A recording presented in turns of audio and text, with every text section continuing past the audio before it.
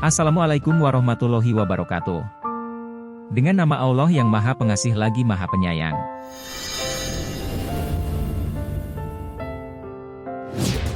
Mengajar dan berdakwah.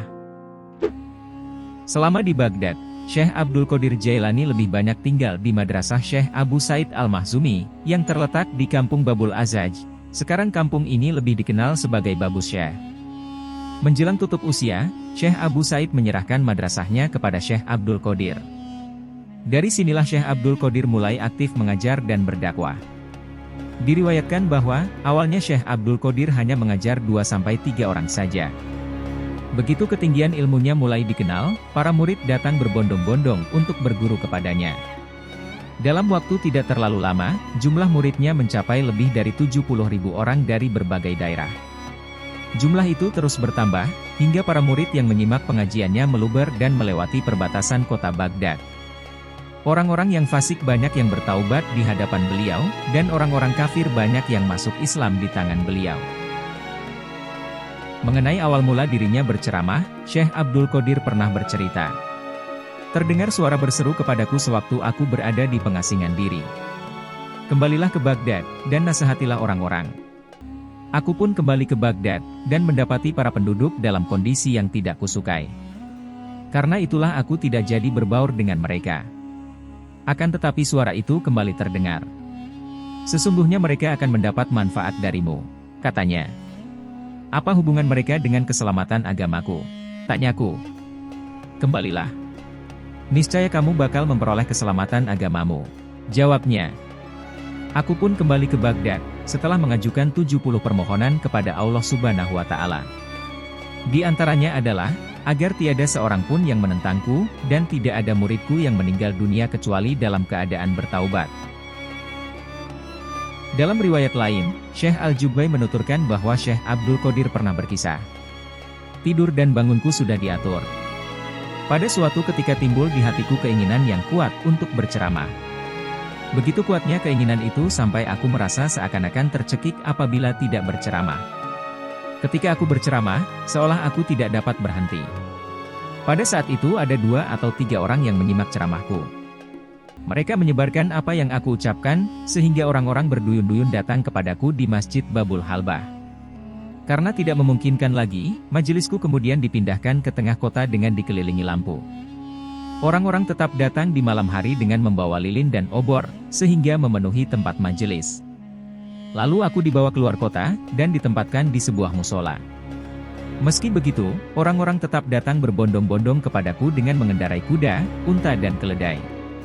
Saat itu turut hadir pula sekitar 70 orang wali. Dalam syarah Ainiyah karya Habib Ahmad bin Zain Al-Habsyi, dikutip kisah Syekh Abdul Qadir mengenai perintah agar dirinya berceramah. Aku melihat Rasulullah Shallallahu Alaihi Wasallam sebelum zuhur. Beliau bersabda kepadaku, "Anakku, mengapa engkau tidak berceramah?" Aku menjawab, "Duhai ayahku, bagaimana orang berlogat ajam seperti aku berceramah di hadapan orang-orang fasih Baghdad?" "Buka mulutmu," perintah beliau. Kemudian beliau meludah ke mulutku sebanyak 7 kali sembari bersabda, "Berceramahlah, ajak mereka ke jalan Allah Subhanahu wa Ta'ala dengan hikmah dan nasihat yang bagus." Setelah itu aku melaksanakan sholat zuhur. Usai sholat, aku duduk dan kulihat orang-orang dalam jumlah yang banyak datang kepadaku. Hal ini membuatku gemetar. Kemudian kulihat Ali bin Abi Thalib radhiyallahu anhu menghampiriku. Beliau berkata, "Buka mulutmu." Aku pun membuka mulut lalu beliau meludah sebanyak 6 kali. "Mengapa Anda tidak menyempurnakannya menjadi 7?" tanyaku.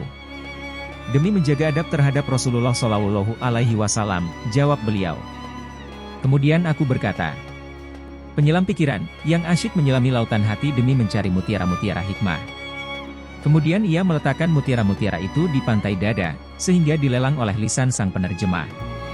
Mutiara-mutiara itu dibeli dengan ketaatan sebagai ongkosnya, hanya di dalam rumah-rumah yang diizinkan oleh Allah Subhanahu wa Ta'ala. Demikianlah ceramah pertama yang disampaikan Syekh Abdul Qadir di hadapan khalayak ramai. Waktu itu beliau duduk di atas kursi dan ceramahnya disimak oleh 10.000 hadirin. Kisah ini diceritakan Syekh Abdul Qadir kepada dua putranya yang alim, yakni Syekh Abdul Wahab dan Syekh Abdul Razzaq.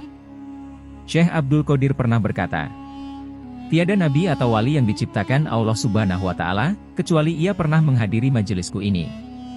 Mereka yang hidup hadir dengan jasad mereka, sementara yang sudah meninggal hadir dengan arwah mereka.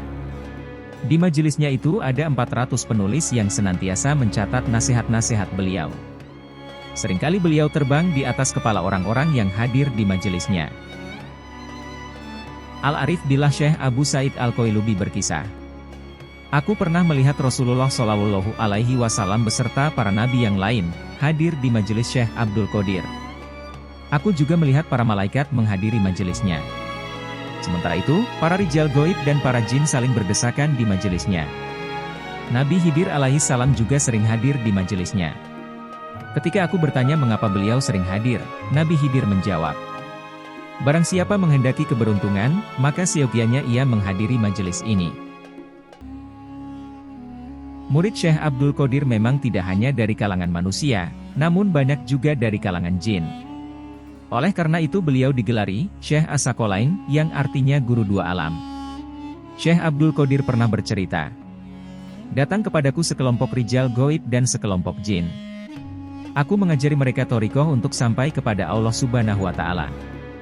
Datang pula kepadaku para setan dengan rupa yang sangat menakutkan, akan tetapi Allah Subhanahu wa Ta'ala memenangkan diriku atas mereka. Nafsuku pernah menampakkan diri kepadaku dalam satu bentuk.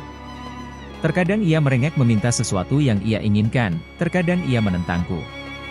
Beruntung Allah Subhanahu wa Ta'ala menolongku untuk menundukkannya." Nama Syekh Abdul Qadir Al-Jailani kian masyhur. Para penuntut ilmu dari berbagai penjuru bumi berduyun-duyun datang kepada beliau untuk berguru. Demi menampung para murid yang sedemikian banyaknya, Syekh Abdul Qadir memperluas madrasah peninggalan gurunya. Kala itu orang-orang kaya memberikan harta mereka guna membantu upaya Syekh Abdul Qadir. Sementara orang-orang miskin mengerahkan segenap tenaga mereka untuk ambil peran dalam pembangunan madrasah. Mereka bahu-membahu menolong Syekh Abdul Qadir. Syekh Ibnu Rajab Al-Hambali berkisah bahwa, pada waktu pembangunan Madrasah Babul Azaj, seorang wanita bersama suaminya datang kepada Syekh Abdul Qadir. Wanita itu berkata, "Ini adalah suamiku. Ia punya tanggungan mahar untukku sebanyak 20 dinar.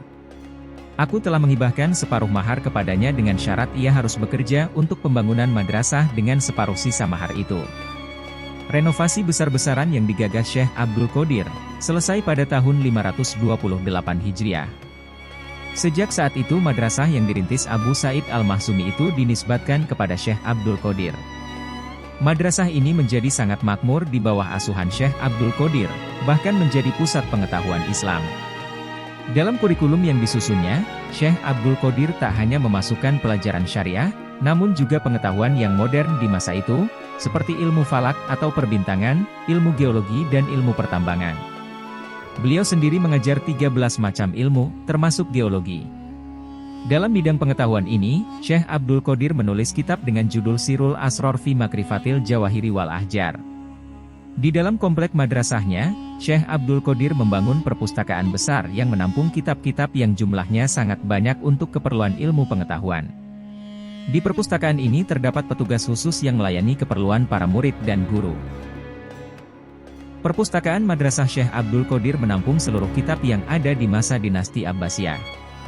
Sebagian kitab-kitab itu dulunya merupakan koleksi dari sejumlah masjid di sekitar Baghdad yang dihibahkan kepada Madrasah Syekh Abdul Qadir. Tak hanya kitab-kitab karya tulis ilmuwan Arab yang terkenal, perpustakaan ini juga menampung karya-karya ilmuwan non-Arab. Mushaf-mushaf tulisan tangan yang memakai tinta emas dengan ukuran yang besar bisa dijumpai di perpustakaan ini hingga sekarang.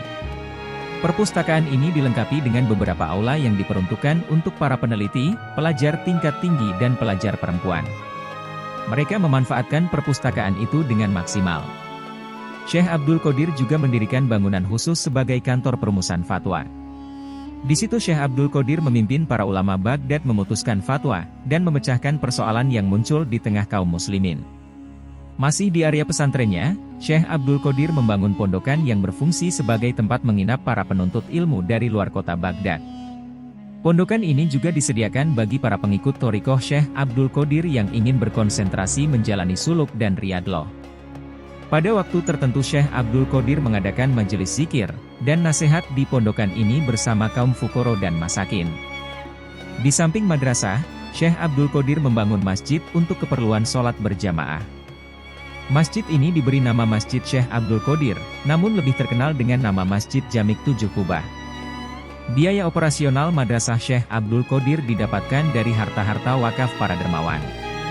Saat itu Syekh Abdul Qodir memang memiliki pengikut yang begitu banyak, mulai kaum miskin sampai seluruh pejabat kekhalifahan.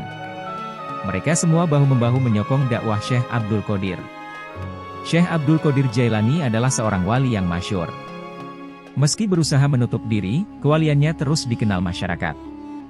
Bahkan beliau pernah berpura-pura bisu dan gila, hingga dimasukkan ke rumah sakit jiwa beberapa kali. Kemasyhuran Syekh Abdul Qodir Jailani belakangan mengungguli para ulama dan wali di masa itu. Ilmu, amal, kezuhudan, kepemimpinan dan harismanya tak tertandingi lagi. Pernah 100 pakar fikih di kota Baghdad bersepakat untuk menguji kedalaman ilmu Syekh Abdul Qodir. Masing-masing dari mereka membuat soal yang sulit untuk diujikan kepada Syekh Abdul Qodir Jailani. Kemudian mereka datang kepadanya. Syekh Abdul Qodir Jailani hanya diam menghadapi mereka. Ketika mereka duduk tenang di hadapannya, terlihat kilauan cahaya memancar dari dadanya dan memasuki dada 100 pakar fikih itu. Cahaya itu menghapus isi hati mereka. Peristiwa itu membuat mereka menjerit serentak seraya merobek-robek baju dan melepas penutup kepala mereka. Syekh Abdul Qodir Jailani naik ke atas kursi, kemudian menjawab satu persatu persoalan yang hendak mereka kemukakan. Para pakar fikih itu tertunduk malu, dan sejak saat itu mereka mengakui kewalian serta kedalaman ilmu Syekh Abdul Qodir Jailani. Setelah pertemuan itu berakhir, Syekh Mufrij bin Nabhan bertanya kepada para pakar fikih yang menantang Syekh Abdul Qodir.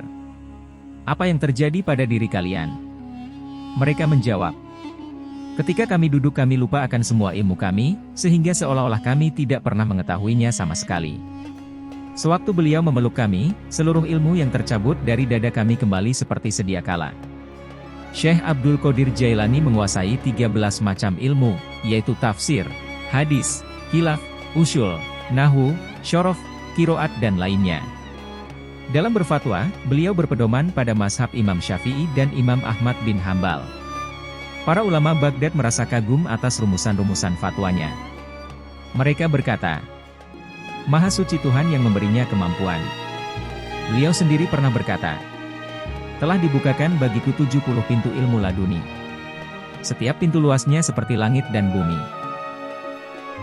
Imam Ahmad Ar-Rifai berkata, samudera syariat terletak di sebelah kanan Syekh Abdul Qodir, sementara samudera hakikat ada di sebelah kirinya. Beliau mampu menyelami salah satu dari keduanya kapan saja beliau mau. Al-Hafidz Syekh Abul Abbas Ahmad bin Ahmad Al-Bandaniji berkisah sebagai berikut. Suatu kali aku bersama Syekh Jamaluddin bin Al-Jauzi menghadiri majelis Syekh Abdul Qodir. Waktu itu salah seorang hadirin membaca satu ayat Al-Quran, dan Syekh Abdul Qodir menerangkan tafsirnya dari salah satu pendapat ulama. Aku bertanya kepada Syekh Jamaluddin, apakah kamu mengetahui pendapat ini? Syekh Jamaluddin menjawab, aku tahu pendapat yang ini. Kemudian Syekh Abdul Qodir memberikan keterangan lewat pendapat yang lain.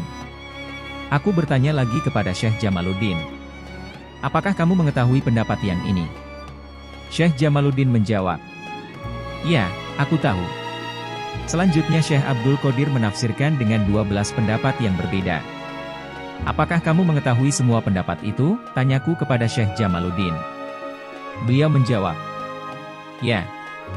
Lalu Syekh Abdul Qodir menerangkan satu pendapat lain, dan aku bertanya lagi kepada Syekh Jamaluddin apakah beliau mengetahui. Kali ini beliau menjawab, tidak. Syekh Abdul Qodir terus menjelaskan 40 pendapat tafsir, dari ayat yang dibaca dan mengungkapkan ulama yang mengeluarkan pendapat itu. Aku tak mengetahui pendapat yang demikian, kata Syekh Jamaluddin dengan perasaan kagum atas keluasan ilmu Syekh Abdul Qodir. Akhirnya Syekh Abdul Qodir berkata, mari kita tinggalkan pendapat itu, kita kembali kepada hal, la ilaha illallah, Muhammadur Rasulullah. Maka seketika itu tubuh semua orang bergetar, termasuk Syekh Jamaluddin. Syekh Muhammad bin Al-Husaini Al-Mushili berkata, "Aku mendengar ayahku berkata bahwa Syekh Abdul Qadir berbicara mengenai 13 macam ilmu. Di madrasahnya beliau mengajar mazhab dan mengajar khilafiyah atau perbandingan pendapat di antara beberapa mazhab. Di siang hari beliau mengajar tafsir, ilmu-ilmu hadis, mazhab, khilaf, usul dan nahwu. Setelah sholat zuhur beliau mengajar Al-Quran dengan berbagai macam metode pengajaran." Syekh Umar Al-Bazzaz berkata, "Permintaan-permintaan fatwa untuk Syekh Abdul Qadir datang dari Irak dan lain-lain. Kami tak pernah melihat ada permintaan fatwa yang tertunda untuk beliau pelajari atau beliau renungkan. Beliau langsung menulis fatwa seusai membaca permintaan fatwa. Beliau berfatwa dengan memakai mazhab Imam Syafi'i dan Imam Ahmad bin Hambal. Pernah fatwa-fatwa beliau diperlihatkan kepada para ulama Irak, dan mereka semua merasa kagum atas jawaban beliau yang cepat dalam berfatwa. Kala itu seluruh ulama yang sibuk dengan ilmu syariat sangat membutuhkan beliau, dan beliau mengungguli seluruh ulama di masa itu." Imam Nawawi berkata, "Aku tidak pernah mengetahui kekeramatan para wali yang dikisahkan oleh orang-orang terpercaya yang lebih banyak dari kekeramatan Al-Qutb Syekh dari Baghdad Muhyiddin Abdul Qadir Al-Jailani. Beliau adalah guru para pemuka ulama Syafi'iyah dan Hambaliyah di Baghdad. Beliau adalah puncak ilmu di masanya. Dari majelisnya lahir banyak tokoh-tokoh besar. Beliau adalah sumber ilmu para guru besar di Irak. Orang-orang yang mempunyai derajat yang tinggi telah belajar kepada beliau." Syekh Ibnu Abil Fath bercerita, "Suatu kali dihadapkan kepada beliau, seseorang yang mengaku melihat Allah Subhanahu wa Ta'ala dengan mata kepalanya. Syekh Abdul Qadir berkata kepada orang itu, 'Benarkah apa yang dikatakan mereka mengenai dirimu?' Orang tadi menjawab, 'Benar.' Syekh Abdul Qadir kemudian memarahi dan membentak-bentak orang itu, serta menyuruhnya berjanji agar tidak menyinggung perihal itu lagi. Kemudian para alim ulama yang hadir bertanya kepada beliau apakah pernyataan orang itu betul ataukah keliru. Syekh Abdul Qadir menghadapkan pandangan beliau kepada mereka lantas menjawab, 'Orang itu benar dalam perkataannya, akan tetapi ia mengalami kebingungan. Sebenarnya ia melihat cahaya keindahan dengan mata hatinya. Kemudian pada celah mata hatinya, penglihatannya melihat mata hatinya dan sinarnya bersambung dengan cahaya penyaksiannya. Ia mengira penglihatannya melihat apa yang disaksikan mata hatinya. Sesungguhnya ia hanya melihat mata hatinya saja dan ia tidak menyadarinya.' Uraian Syekh Abdul Qadir itu sungguh menggemparkan dunia pengetahuan, serta jagat kesufian kala itu." Ibnu Abil Fath berkisah lagi, "Suatu hari terlihat oleh Syekh Abdul Qadir cahaya yang menerangi cakrawala.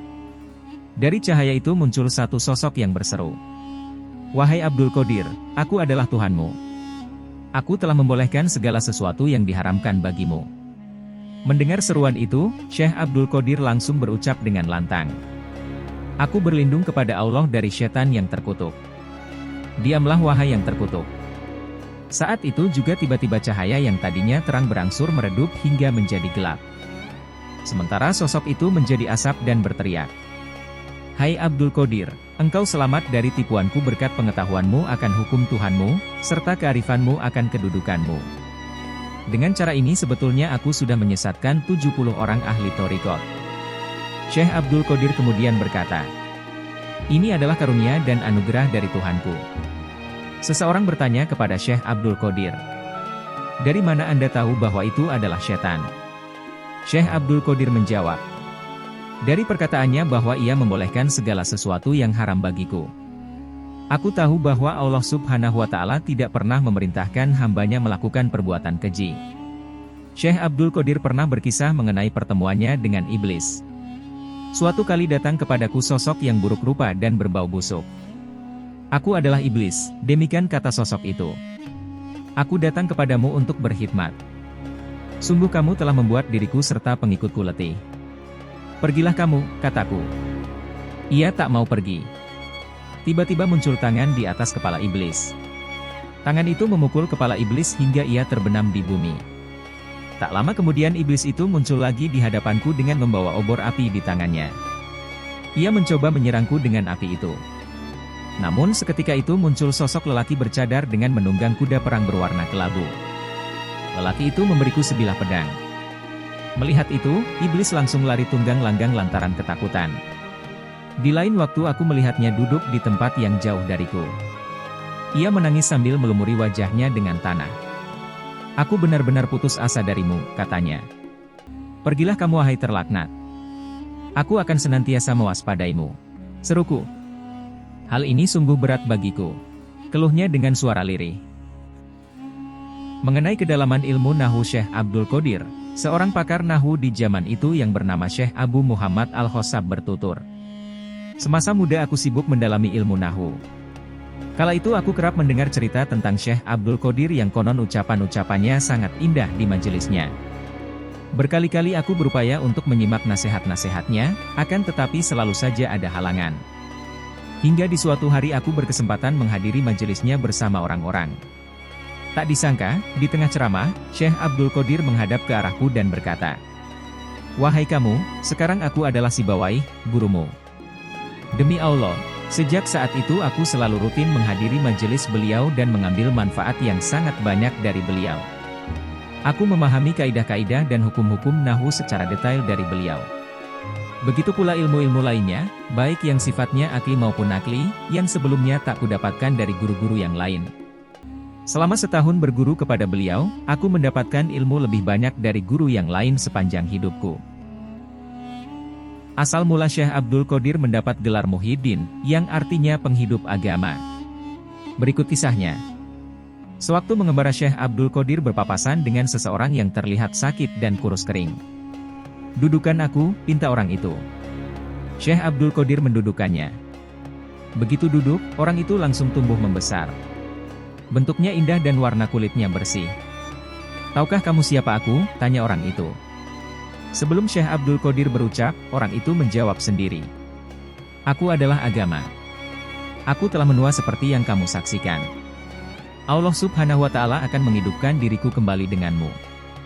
Kamu adalah penghidup agama atau Muhyiddin." Kemudian lewatlah seorang lelaki di hadapan Syekh Abdul Qodir. "Wahai tuanku, Muhyiddin," sapa lelaki itu. Setelah Syekh Abdul Qodir melaksanakan sholat, orang-orang berebut mencium tangan Syekh Abdul Qodir sembari memanggil, "Wahai Muhyiddin." Padahal sebelumnya beliau tak pernah disapa dengan panggilan seperti itu. Demikianlah sedikit informasi tentang masa-masa Syekh Abdul Qodir Al-Jailani mengajar dan berdakwah. Mudah-mudahan dapat diambil hikmahnya. Apabila konten ini bermanfaat, silahkan share, like, komen dan subscribe. Jangan pernah bosan dalam menyebarkan kebaikan, walau itu hanya sebuah senyuman. Sampai ketemu di video selanjutnya. Wassalamualaikum warahmatullahi wabarakatuh.